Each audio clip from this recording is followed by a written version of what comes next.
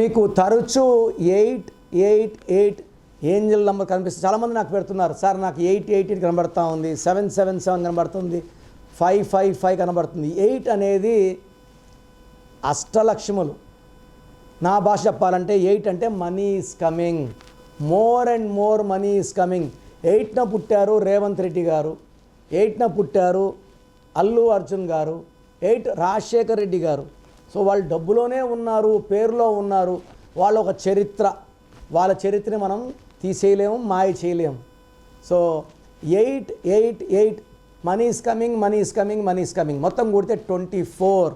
2 చంద్రప్రభావం, 4 24 కుబేర సంఖ్య.